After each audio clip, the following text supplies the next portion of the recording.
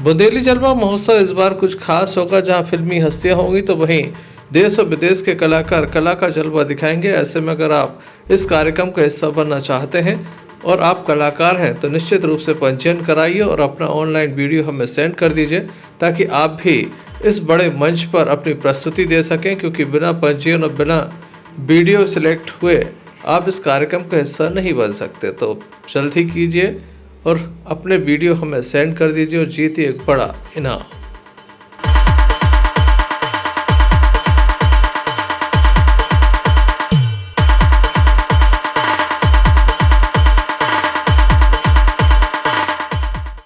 नमस्कार, मैं हूं संजय सरवरे और आप देख रहे हैं संजय सरवरे समाचार। खबरों की शुरुआत में बात करेंगे इस वक्त की एक बड़ी खबर की।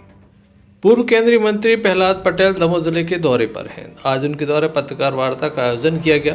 अपने निवास पर इस पत्रकार वार्ता का आयोजन किया गया। पत्रकारों से वह मुखातिब हुए और अपनी बात भी उनके द्वारा रखी गई। उनके द्वारा स्पष्ट रूप से कहा गया कि पिछले 9 साल से अधिक समय से मैं यहाँ का सांसद हूँ। सभी का कर्ज मेरे ऊपर है, सभी का कर्ज मुझे चुकाना है, क्षेत्र का विकास करना है। उनका ये भी कहना है कि जो भी उत्तरदायित्व मिलेगा उसे वह निभाएंगे। इस अवसर पर बड़ी संख्या में जहां पत्रकारगण मौजूद थे तो वहीं दूसरी ओर बीजेपी के पदाधिकारी भी मौजूद रहे। उनके द्वारा पत्रकार वार्ता की शुरुआत में सभी का आभार जताया गया। साथ ही परिवारवाद की राजनीति पर उनके द्वारा हमला भी बोला गया। क्या कहना है प्रहलाद पटेल का, आइए सुनते हैं। रामेश्वर जी, गोपाल जी, विक्की गुप्ता जी, जिले के मंत्री हमारे संजय यादव जी, आलोक गोस्वामी जी, नवीन बजाज जी, पूर्व विधायक तंतुभाई जी, मैं उनका सबका धन्यवाद करता हूं और आप सबका हृदय से आभार व्यक्त करने के लिए मैंने आज आपको बुलाया है कि इन 9.5 वर्षों में आपने जो मुझे मेरे संसदीय जीवन में जो सहयोग किया है, इस बात के लिए मैं दमोह के प्रिंट मीडिया, इलेक्ट्रॉनिक मीडिया और फोटो जर्नलिस्ट सबका हाथ जोड़कर हृदय से आभार व्यक्त करता हूं, धन्यवाद देता हूं। अच्छी बात यह हुई है कि भारतीय जनता पार्टी 4 सीटों पर प्रचंड बहुमत के साथ विजयी हुई है, राज्य में सरकार बनी है और उसकी प्रक्रिया 1-2 दिन में पूरी होकर सब अपने अपने नए दायित्व की तरफ जाएंगे। मेरे राजनीतिक जीवन का सबसे लंबा समय संसदीय काल का दमोह का समय है।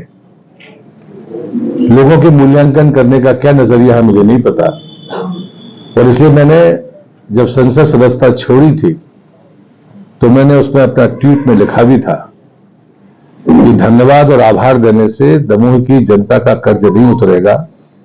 जब तक मैं जीवित रहूंगा, व्यक्तिगत और सामूहिक जो भी कर्तव्यों का मैं निर्वहन कर सकता हूं, मैं उसे करूंगा, ये मैं आपको वचन देता हूं।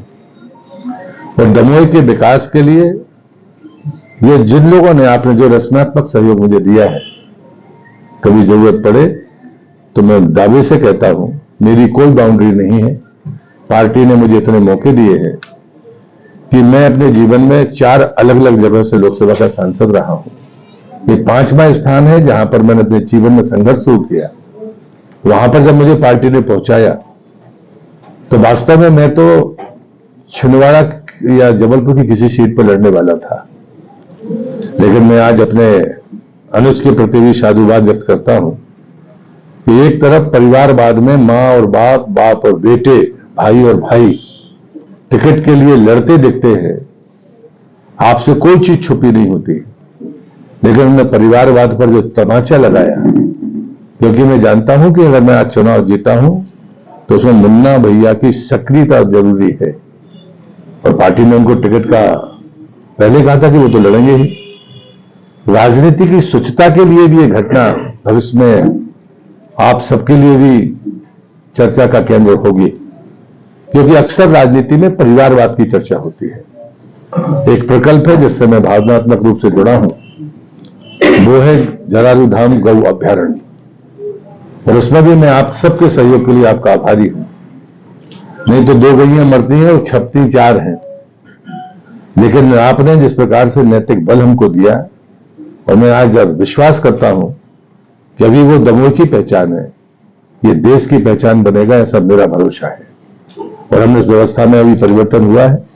आलोक जी जैन उसके अध्यक्ष थे, अब नरेंद्र बजाज जी उसके अध्यक्ष हो गए हैं, क्योंकि प्रकल्प को दूर से नहीं चलाया जा सकता। गुप्ता जी टाइम्स वाले जो हैं वो उसके तहसीलदार हैं, ये दोनों साइनिंग अथॉरिटी होंगी। अब जो भी उसका वित्तीय आहरण होगा वो व्यवस्था उसकी बन गई है। सचिव नगर पंचायत के तीसरी बार जो अध्यक्ष है पाटन के आचार्य जगेंद्र सिंह वो हैं, बाकी कार्यकारिणी में स्थानीय लोग हैं। और मैं चाहता हूं, मैं आपके माध्यम से आह्वान भी करता हूं, पत्रकार मित्र भी, जो भी सामाजिक कार्यकर्ता हैं, हमने वहां दलीय राजनीति नहीं की है और न भविष्य में भी नहीं करेंगे। कौन किस पार्टी का है, जलालू धाम की सीमा में उसका कोई मायने नहीं है। जो जलालू धाम में मदद करेगा वो जलालू धाम अभ्यारण्य का सहयोगी होगा, इसमें कोई फर्क नहीं पड़ने वाला है। वो दलीय राजनीति का केंद्र नहीं है, ना था, ना है और ना भविष्य में उसे होने दूंगा। लेकिन हाँ, मैंने इसलिए कहा कि मेरा उससे भावनात्मक लगाव है।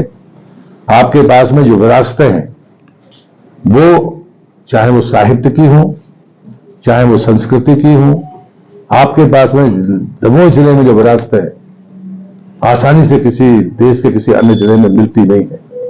और इसलिए मैं आपसे ये भी विनती करूंगा कि विकास तो निश्चित रूप से चाहिए, लेकिन विरासत और विकास का जो सामूहिक मॉडल है उसकी तरफ हम सबको चलना चाहिए। नशे जैसी कुरीति के खिलाफ मैं आपसे मदद चाहूंगा कि अवेयरनेस में आपका बड़ा योगदान है, और मैं गौरवान्वित हूं। आपके मुंह पे कहने की बात नहीं है। पत्रकारों के बारे में जो धारणा होती है वो दमोह में, मैं नहीं मानता कि 100% चीजें अलग है, लेकिन हम औसत तौर पर बेहतर स्थिति में हैं बाकी पत्रकार जगत की दृष्टि से, खान पान की दृष्टि से हो या अन्य कामों से, और इसलिए गौरव करने की बात है। और इसलिए मैं आपसे ये निवेदन कर रहा हूं कि नशा मुक्ति जैसे कामों में भी आपकी हमको मदद चाहिए। और जीवन में मैं एक सामाजिक कार्यकर्ता हूं जो जनजागरण के लिए राजनीति करता हूं। ऐसा कोई काम अगर मेरे द्वारा हुआ है तो मैं आपसे क्षमा चाहता हूं, तो लेकिन आपने कभी मुझे इंगित नहीं कराया। अगर हो गलती हो तो आपको बताने का अधिकार है। और इसलिए आज का दिन सिर्फ भेंट का दिन था। मैं फिर से अपनी पार्टी की विजय के लिए अपने केंद्रीय नेतृत्व का और अपने राज्य के नेतृत्व का आभार व्यक्त करता हूं, और उन्होंने मुझे खूब सम्मान दिया। और इसलिए मैं ये मानता हूं कि 1-2 दिन में जो नई व्यवस्था होगी उस व्यवस्था में जो भी मुझे उत्तरदायित्व मिलेगा उसके आधार पर, लेकिन दमोह के लोगों के लिए मैं जैसे प्रहलाद पटेल पहले थे वैसे ही रहेंगे, ये जरूर मैं आपको भरोसा दिलाता हूं। बहुत धन्यवाद आप सबका। जल्द ही मिलते हैं अपनी अगली खबर के साथ। देखते रहिए संजय सरवरिया समाचार। नमस्कार। संजय सरवरिया समाचार। नमस्कार।